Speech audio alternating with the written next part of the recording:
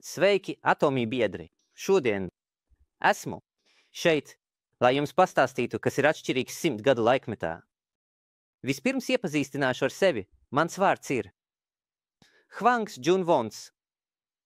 Es vadu nākotnes kanālu MIF. Mans galvenais darbs ir pētīt, kā mūsu nākotnes dzīve mainīsies, un nodot jums šos pētījumu rezultātus. Es rīkoju lekcijas, veicu raidījumus un darbojos arī YouTube. Rakstu grāmatas, lai viegli nodotu šīs nākotnes pārmaiņas. Runājot par nākotni, patiesībā ir daudz lietu, kas ietekmēs mūsu dzīvi. Es galvenokārt nodarbojos ar šādām jomām, bet šodien es gribu runāt par to, kas ir atšķirīgs, ņemot vērā 100 gadu laikmeta tendenci. Patiesībā runāt par 100 gadu laikmetu ir interesanti, jo, ja mēs atgrieztos 1914. gadā, varētu teikt, ka bērna, kas tajā laikā piedzimis, iespēja nodzīvot līdz 100 gadiem bija gandrīz niecīga. Tajā laikā tikai 1% cilvēku varēja dzīvot ilgāk par 100 gadiem, bet tagad, pateicoties uzlabotajai medicīnas tehnoloģijai, arvien vairāk cilvēku pārsniedz 100 gadu vecumu. Šeit ir svarīgi saprast, ka 100 gadu laikmets nozīmē, ka pieaug cilvēku skaits, kuri pārsniedz 100 gadu vecumu, taču patiesā vidējā dzīves ilguma prognoze, piemēram, bērniem, kas šobrīd piedzimst, ir ap 80 gadiem. Aptuveni 80 gadu vidus.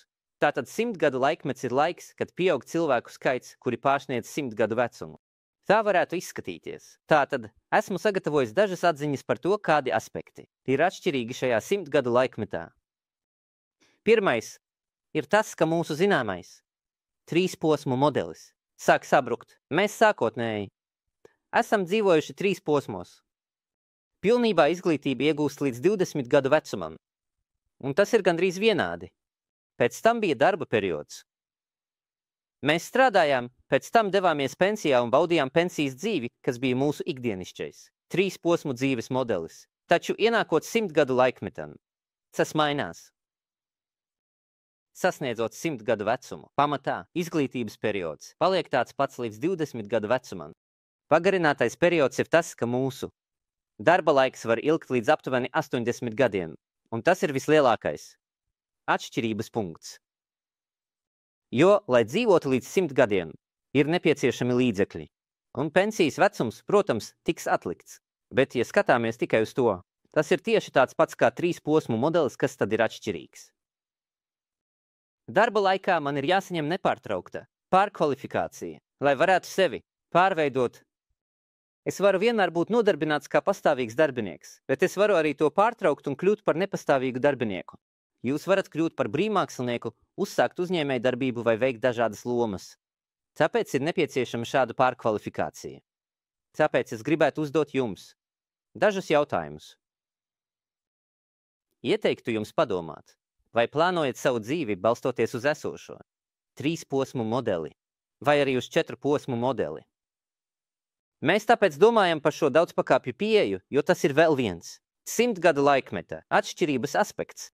Galu galā, pat pastāvīgais darbs var kļūt par ilgtermiņa pagaidu darbu. Patiesībā pastāvīgā darba periods kļūst garāks. Ja mēs parasti domājām par 50 gadu pensijas vecumu, tad tagad tas ir pagarinājies līdz 65 gadiem, un Japānā ir pat ierosinājumi pagarināt to līdz 70 gadiem. Problēma ir tāda, ka pat, ja mēs strādājam līdz 65 gadu vecumam, dzīve nebeidzas. Ja pieņemam, ka mēs dzīvosim 100 gadu laikmetā, tad, ja atlikušajā laikā mēs vienkārši pensionēsimies 65 gadu vecumā un pavadīsim laiku atpūtā, tas varētu būt pieņemami, taču patiesībā daudzi cilvēki tā nedara. Īpaši Korejā, kur OECD dalību valstu vidū ir visaugstākais vecāka gadagājuma cilvēku nabadzības līmenis, ir ļoti daudz cilvēku, kuriem tas tā nav. Tātad, kādas problēmas ir saistītas ar regulāro darbu? Pat ja cilvēks līdz 65 gadu vecumam ir strādājis, kad viņš mēģina darīt kaut ko citu, citās vietās viņa spējas var nebūt tik viegli izpausties. Kā redzējāt, šajā ainā var rasties kompetences, iestrēgšanas fenomens. Cilvēks visu mūžu ir strādājis vienā darba vietā, veidojot savu karjeru, bet izrādās, ka viņš ir rakusi. Bedri. Tāpēc pastāv risks, ka var rasties situācija, kurā cilvēki nevar izkļūt no šīs situācijas un darīt kaut ko citu. Tāpēc, ja mēs esam pāri 65 gadiem un esam sasnieguši 70 gadu vecumu, bet mums nav spēju veikt ekonomiskās aktivitātes ārpus kādas organizācijas un dzīvot patstāvīgi, tad ir grūti noteikt, vai mēs esam pieaugušie vai bērni. Šī situācija ir patiešām neskaidra. Mums ir jāpievērš uzmanība šādām situācijām. Tāpēc varētu teikt, ka jautājums par to, vai mēs varam veikt ekonomiskās aktivitātes, arī ārpus uzņēmuma un organizācijas, ir ļoti svarīgs 100 gadu laikmetā. Saistībā ar to trešā atšķirība ir šāda. Mums ir jāveic mūža izglītība, un tādā gadījumā jums jāpadomā, vai šī mūža izglītība ir katastrofa vai svētība. Mums ir jāattīsta sevi un jāsaņem izglītība 100 gadu laikmeta laikā. Un, ja jūs to uzskatāt par katastrofu, tad 100 gadu dzīve var būt diezgan grūta. Ja mēs padomājam, kāpēc mums ir jāveic nepārtraukta pārkvalifikācija, apskatīsim, kas notika pēdējo 100 gadu laikā. Notika 2 pasaules kari, un mūsu valsts ir izgājusi cauri atbrīvošanas vēsturē. Pēc tam augstā kara sistēma sabruka. Jūs atceraties Padomju Savienību, vai ne? Sovietu Savienības federālā sistēma sabruka un sākās maika laikmets, kad cilvēki sāka pārvietoties ar automašīnām un gandrīz katrā mājsaimniecībā tika ieviesti datori. Turklāt notika vēl lielas pārmaiņas, jo tagad mēs visi sākām nēsāt vietāluruņus. Bet pārmaiņas šeit nebeidzas. Tagad, kad runājam par autonomajām automašīnām un mākslīgo intelektu, ir acīmredzami, ka jau uz brīdi atslābināmies notiek ļoti daudz pārmaiņu. Tātad padomāsim par to, cik lielas pārmaiņas mūs gaida nākotnē. Prāts kļūst apjukts, tāpēc mums nav citas izvēles kā vien turpināt mūža izglītību. Tātad mēs varētu dzīvot laikā, kad man zināmā pareizā atbilde kļūst nepareiza. Ja mēs pārāk iestrēgstam esošajās domās un turpinām tās uzstāt, mēs varam palaist garām dažādas iespējas. Par to ir runājis arī Elvins Toflers, kurš ir sarakstījis 3. vilni. 21. gadsimta analfabētisms nav cilvēks, kurš neprot lasīt un rakstīt, bet gan cilvēks, kurš mācās. Aizmirst to, ko ir iemācījies, un vairs neprot mācīties. Varbūt jums būtu vērts padomāt, vai jūs neesat 21.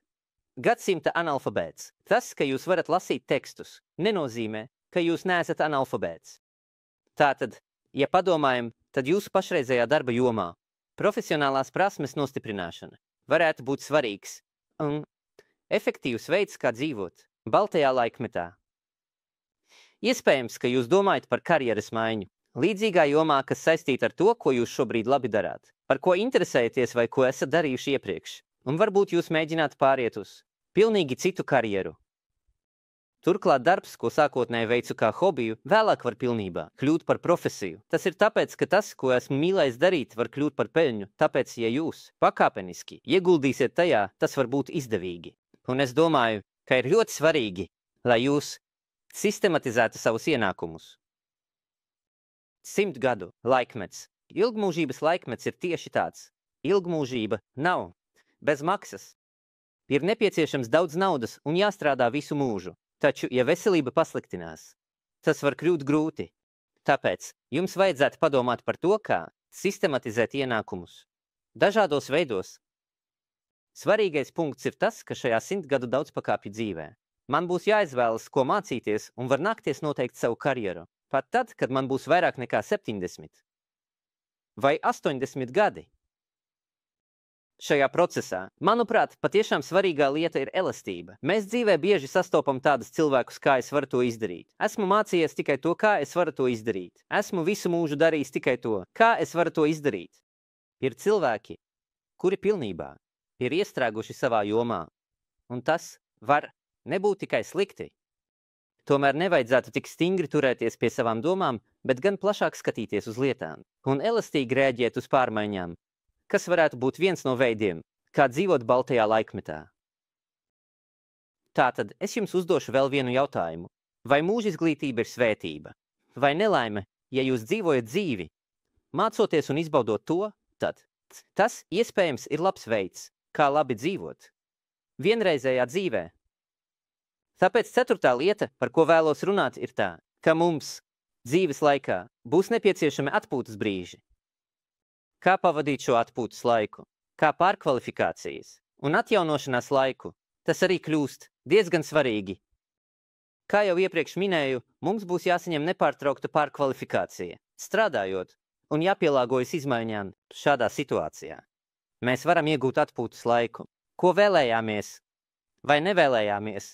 20 gados var atpūsties, 30 gados var atpūsties, 40 gados var atpūsties, un var rasties laiks atpūtai, ko es vēlējos vai nevēlējos. Kā jūs plānojat izmantot šo laiku? Nav jēgas vienkārši teikt, ka nav darba, un tāpēc neko nevar darīt. Un vienkārši padoties, jo tas ir pārāk dārgs laiks. Tāpēc šķiet, ka ir ļoti svarīgi labi izmantot šādu laiku, un šo pārejas periodu ir svarīgi arī labi atpūsties. Šajā periodā ir ļoti svarīgi saņemt kādu pārkvalifikāciju, lai uzlabotu sevi par vienu pakāpi. Tādēļ mēs varam redzēt, ka šai izglītībai var būt nepieciešami arī daži līdzekļi.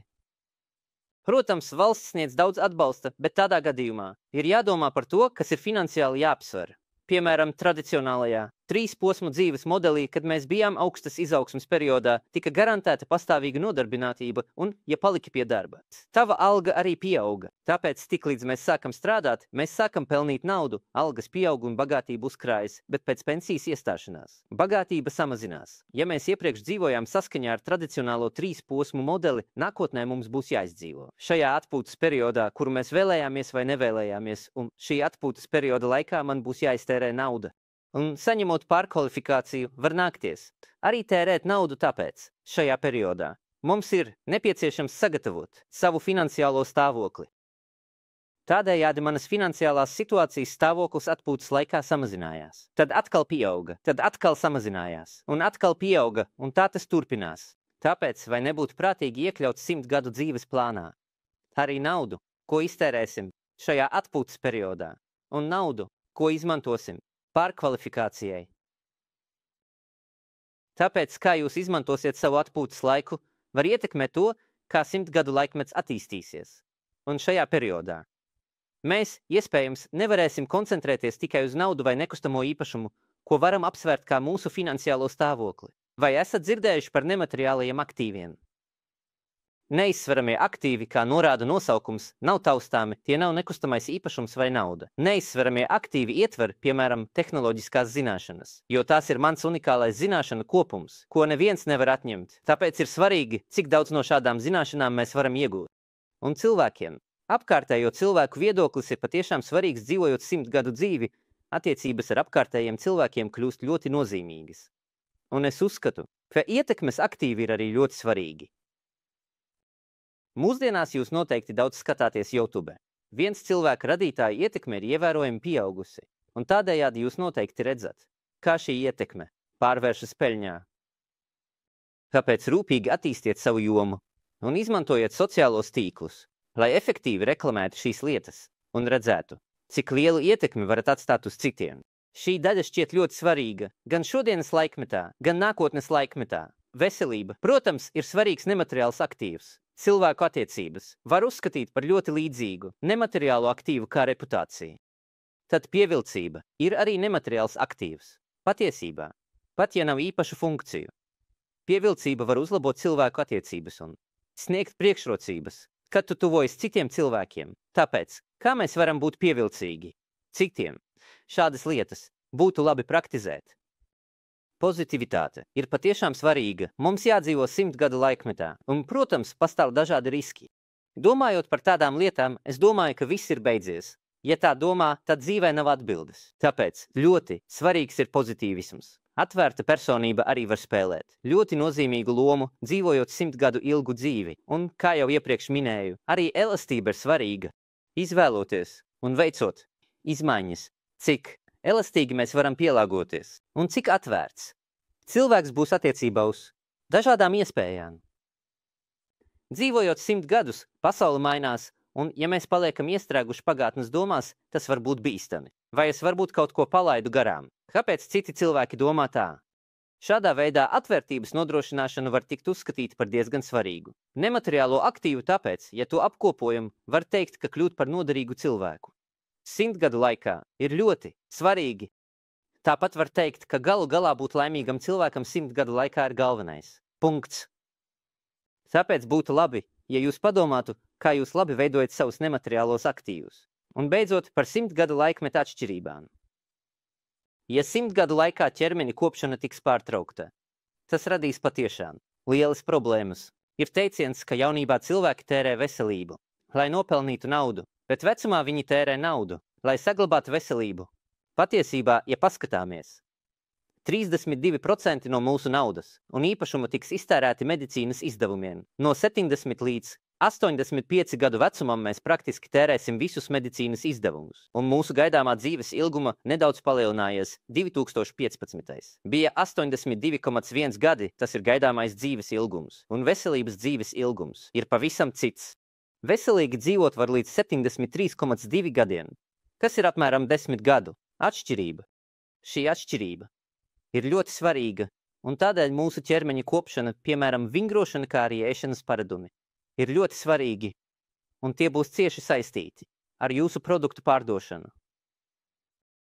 Jūs iespējams to jau zināt, bet, piebilstot, mūsdienās bieži tiek runāts par oglekļa neutralitāti un klimata krīzi. Vide ir arī ļoti svarīga mūsu ķermeņa aprūpei. Pat ja es par sevi rūpējos, ja apkārtējā vide pasliktinās, tas var negatīvi ietekmēt mani. Un mēs taču plānojam dzīvot līdz 100 gadiem.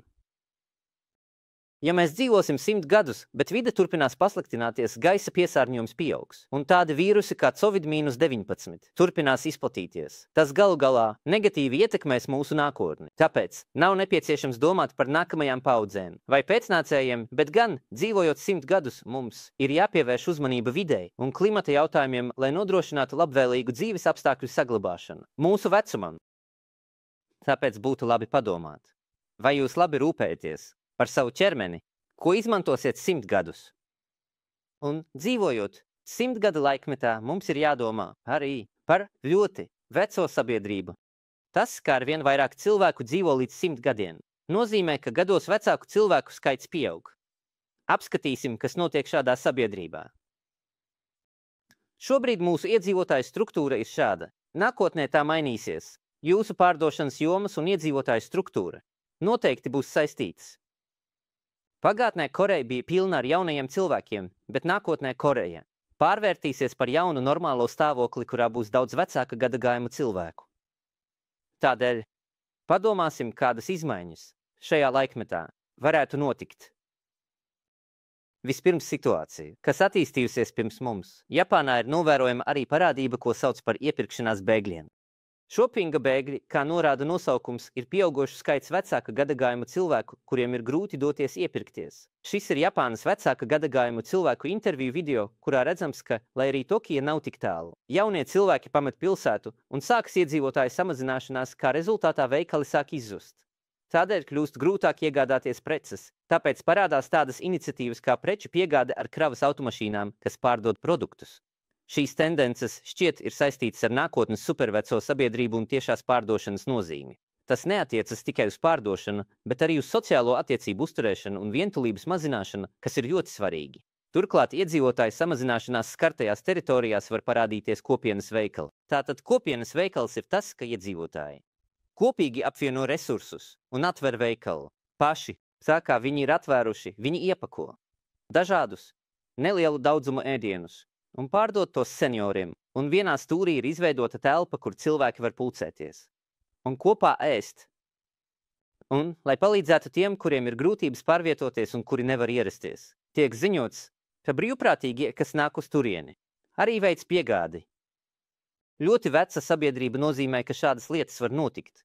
Un domājot par ļoti vecu sabiedrību, nav nepieciešams skatīties tikai uz Koreju. Paskatīsimies uz kaimiņu valsti. Ķīnu, tas ir Wall Street Journal raksts.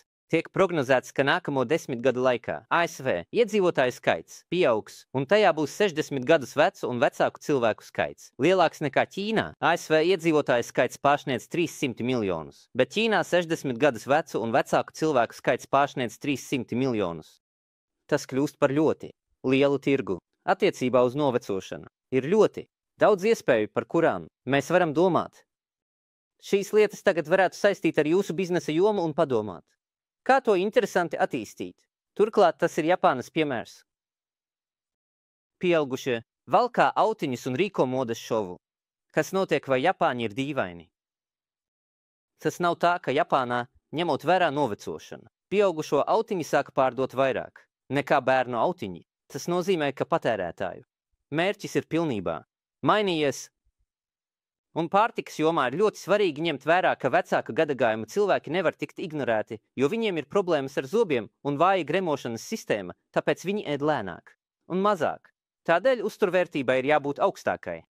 Galu galā, šādi veselības produkti kļūst ļoti svarīgi, un vēl, kas ir saistīts ar to, ir ēdieni, kas ir viegli sagramojami un nedaudz mīksti, vai ne? Šādas renovācijas nākotnē kļūs arvien izplatītākas, un ir uzņēmumi Vācijā, kas pilnībā izstrādā purē formā un izmanto 3D printerus, lai izveidotu vistas kāju formas produktus.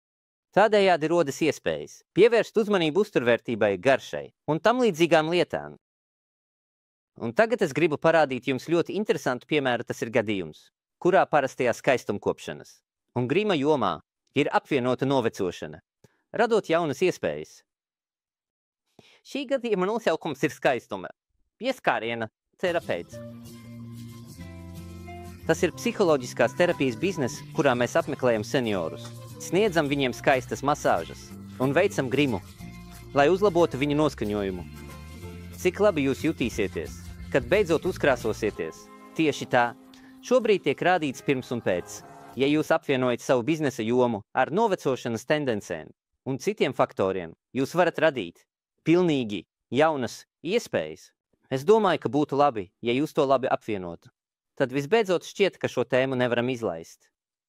Dzīvojot 100 gadu laikmetā, cilvēki pakāpeniski sāk aiziet, un tādējādi tiek atvērts jauns laikmets, ko sauc par sošanu. Daša, šajā laikmetā cilvēku skaits, kas piedzimst, ir mazs, bet mirušo skaits pieaug.